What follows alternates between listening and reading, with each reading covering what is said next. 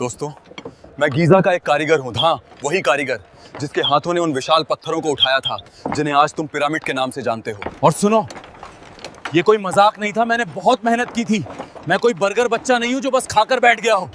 लोग कहते हैं ये पिरामिड किसी चमत्कार से बने हैं, कुछ तो ये भी कहते हैं कि एलियंस आकर बना गए अजी घंटा। लेकिन सच क्या है? क्या सच में इन्हें इंसानों ने बनाया था, या इसके पीछे कोई ऐसा राज छुपा है जिसे जानबूझकर दुनिया से छुपाया गया? मैं तुम्हें वो सच बताने वाला हूँ, वो मेहनत, वो तकनीक और वो रहस्य जो किताबों में नहीं मिलते। इस वीडियो को आखिर तक जरूर देखना और ऐसे ही अनसुने राज जानने के लिए चैनल को अभी सब्सक्राइब कर लो रे। दुनिया की सबसे ऊंची इमारत बुर्ज खलीफा, जो स्टील और ग्लास से बनी एक आधुनिक इंजीनियरिंग का चमत्कार है, आज इंसान की तकनीकी ताकत का प्रतीक मानी जाती है। लेकिन अगर हम समय में 4500 साल पीछे जाएं, तो रेगिस्तान के बीच एक ऐसी संरचना खड़ी मिलती है जो बिना किसी मशीन, बिना किसी आधुनिक तकनीक के बनाई गई थी और आज भी उतनी ही मजबूती से खड़ी है, ग्रेट पिरामिड ऑफ गीज़ा।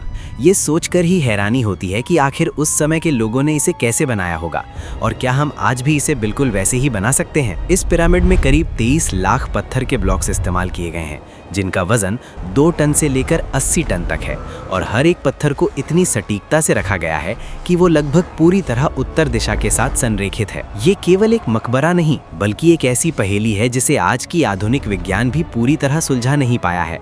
आम धारणा ये रही है कि इसे गुलामों ने बनाया था, लेकिन पुरातात्विक खोजों से पता चलता है कि ये काम कुशल कारीगरों और इंजीनियरों द्वारा किया गया था, जो विशेष रूप से इसके निर्माण के लिए प्रशिक्षित थे। पत्थरों को खिसकाने के लिए लकड़ी के स्लेज, रैंप और रेत को गीला करके घर्षण कम करने जैसी तकनीकों का इस्तेमाल किया गया होगा, लेकिन फिर भी इतने विशाल निर्माण को इतनी सटीकता के साथ खड़ा करना आज भी एक रहस्य बना हुआ है।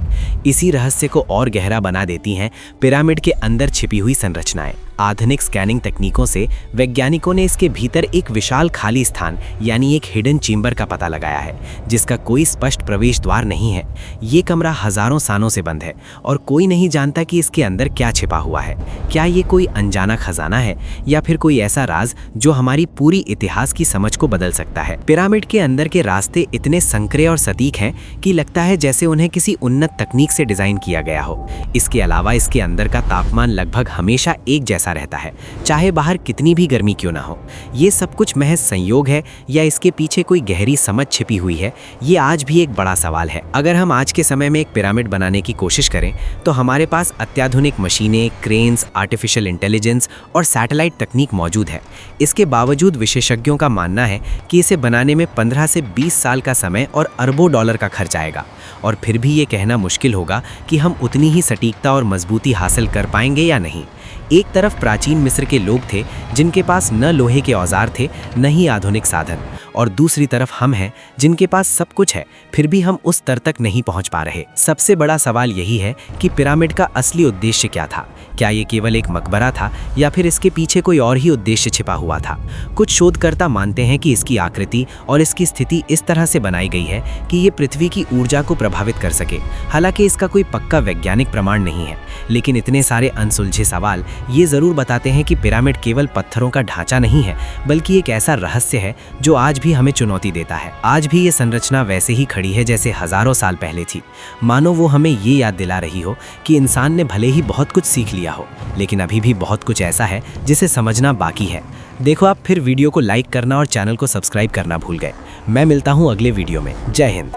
वीडियो कैसा लगा बताओ रे। अगर मेरी मजदूरी सही से नहीं मिलती तो मैं पुलिस कंप्लेंट कर देता रे।